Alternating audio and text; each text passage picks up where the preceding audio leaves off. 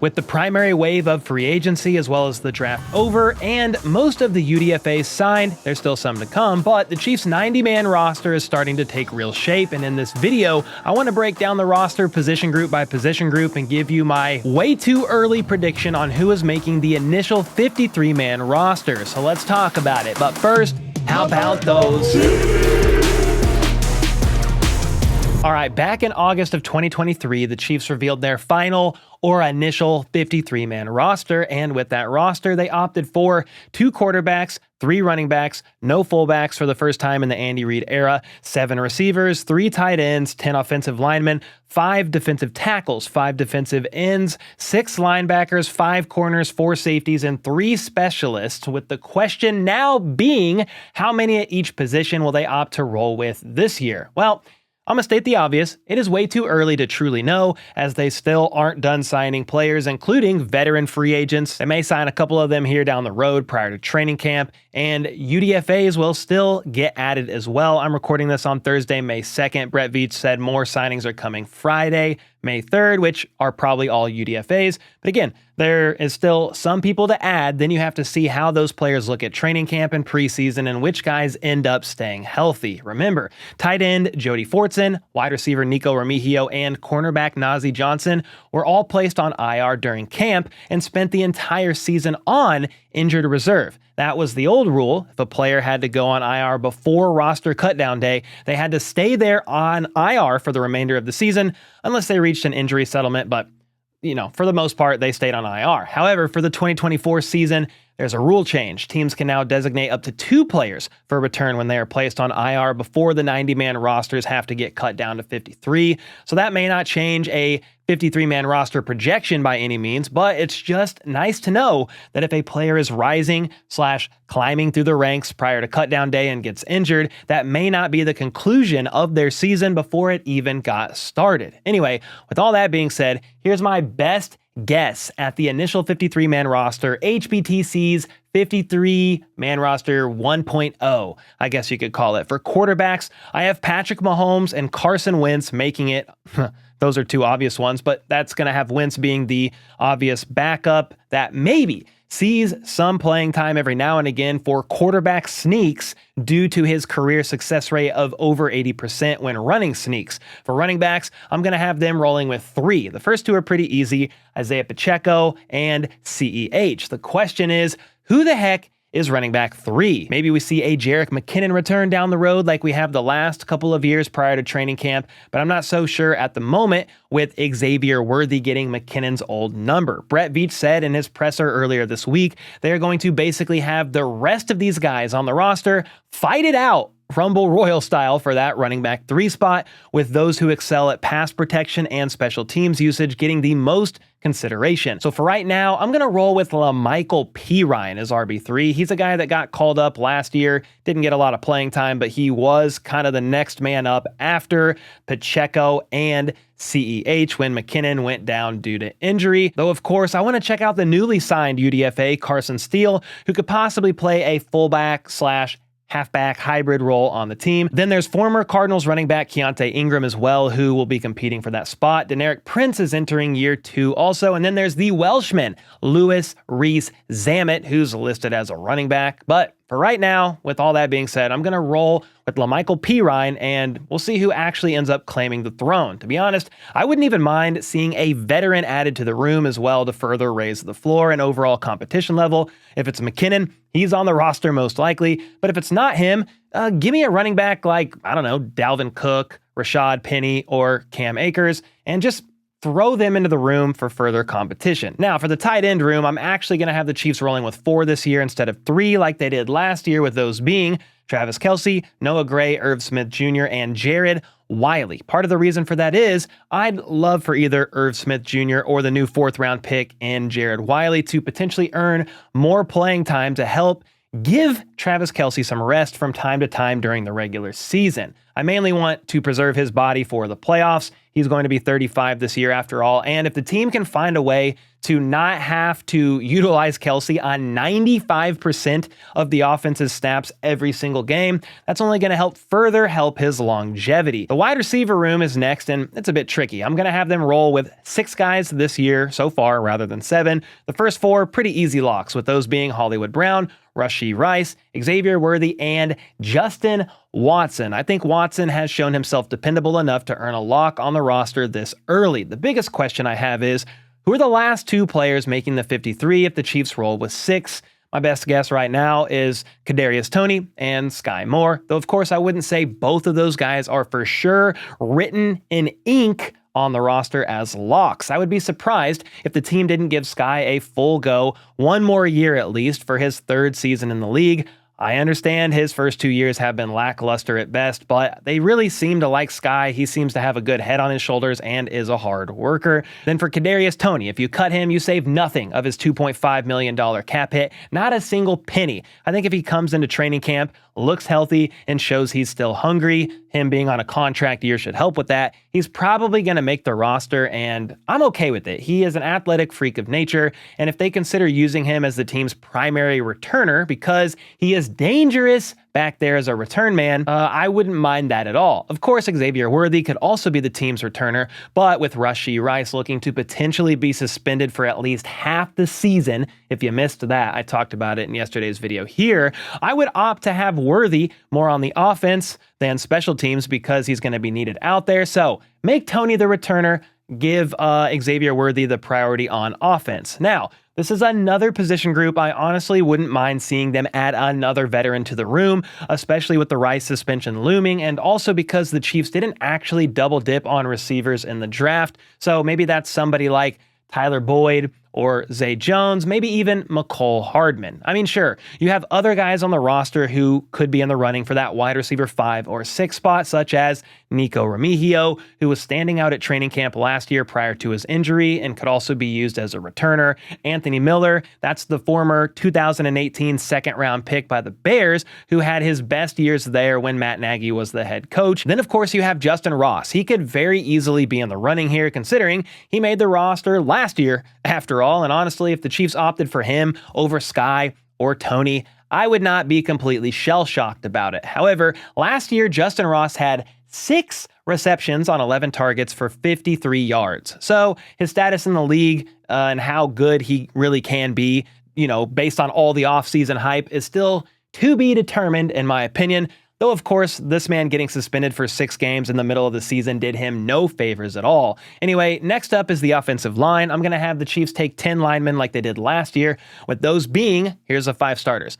Left tackle Kingsley Suamataia, left guard Joe Thuney, center Creed Humphrey, right guard Trey Smith, and right tackle Jawan Taylor. Now, I could also see Wanye Morris potentially winning the left tackle spot, as well as KC even bringing in a veteran like Donovan Smith if they don't feel extremely confident in either Wanye or Kingsley heading into training camp. But for now, I'm putting the 63rd overall pick in the starting left tackle spot, with the other 5 linemen being offensive tackles Lucas Niang and Wanye Morris, then offensive linemen Mike Caliendo, Hunter Norzad, and CJ Hansen. Niang is on the last year of his deal and knows the system. He would be fine at the right tackle spot in case Jawan Taylor went down. Wanye would then be the next man up on the left side if he didn't earn the starting role. Caliendo and Norzad can play anywhere along the interior. And then the very athletic guard out of Holy Cross, CJ Hansen, could find himself rostered as a depth piece that continues to grow and develop in the system, considering Trey Smith is on the last year of his rookie deal. So that's 25 total on offense, and I'm going to roll with the same exact amount on the defensive side of the ball,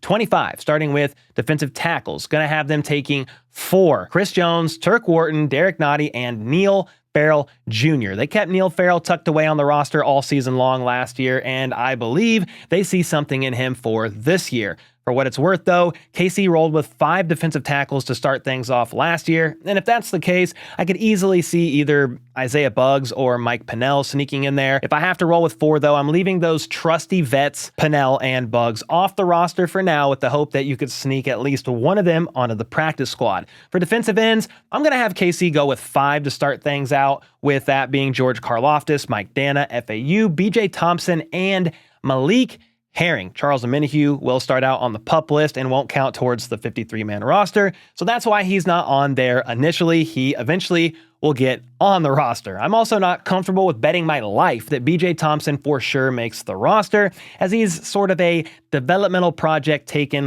late in last year's draft. He's a lankier but slimmer bodied speed rusher. Truman Jones could also be consideration to make it as well. For linebackers, I'm opting for 6.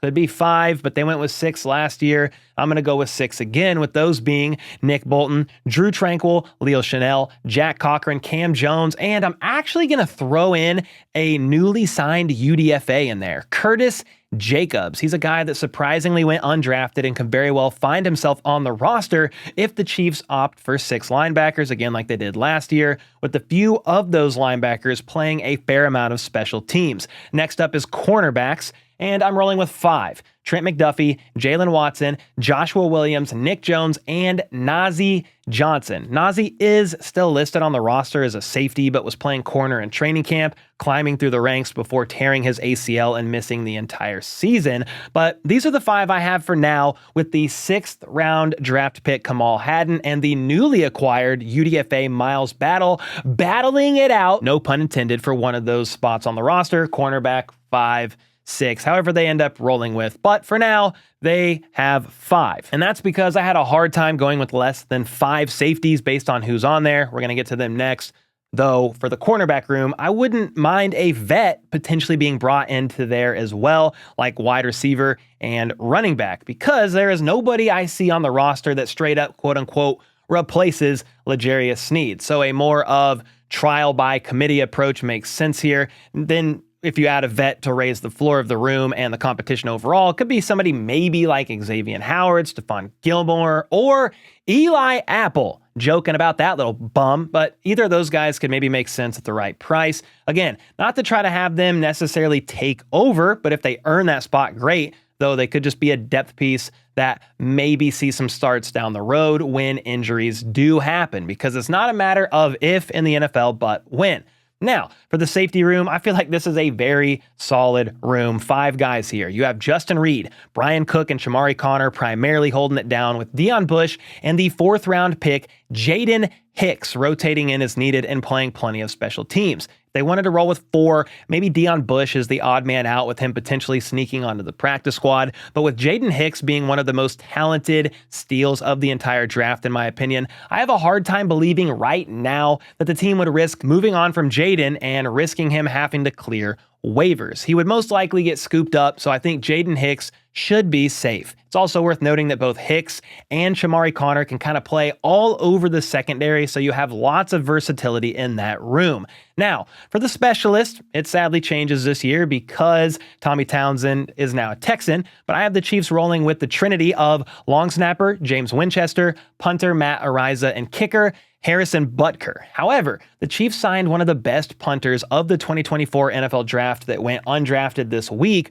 with that being BYU's punter Ryan Rico. That man had the 2nd highest grade on Dane Brugler's draft board. Others had him as the best punter of the draft, and he averaged 48.4 yards per punt in 2023 and has punted 43% of his attempts inside the 20-yard line. I would think Ariza is the guy they end up rolling with, but since he didn't play at all last year, I like the idea of bringing in some very talented competition to see who wins that battle. We're going to get to something intriguing here in a second, but the biggest question to watch out for is who's going to be the more reliable placeholder. That's something Tommy Townsend was incredible at last year, and a trend that needs to continue for Harrison Butker, one of the best kickers in the NFL this season. So I don't care either way if KC rolls with Ariza or Rico, as long as they select the most reliable placeholder. Now, it's worth noting, I actually asked a colleague of mine in the content creation space that does a lot of content covering kickers and punters, and I asked him if Ryan Rico has a decent chance of beating out Matt Ariza for the starting punter role, and his immediate reply to me was, quote, "He's 100% winning the job and starting. It won't even be close." So that is definitely a very interesting answer, and this is a position battle to watch out for all offseason long. So to recap, my way too early 53-man roster projection has the Chiefs rolling with 25 on offense and 25 on defense with 3 specialists. For offense, it's It's 2 QBs, Patrick Mahomes and Carson Wentz, 3 running backs, Pacheco, CEH, and LaMichael Pirine, 4 tight ends, Travis Kelce, Noah Gray, Irv Smith Jr., and Jared Wiley, 6 receivers, Hollywood Brown, Rashee Rice, Xavier Worthy, Justin Watson, Sky Moore, and Kadarius Toney. Though I'm not extremely confident in that room fully yet, and I hope a veteran potentially gets added. Then there's 10 offensive linemen: Kingsley Suamataia, Joe Thuney, Creed Humphrey, Trey Smith, Jawan Taylor, Lucas Niang, Wanye Morris, Mike Caliendo, Hunter Norzad, and CJ Hansen.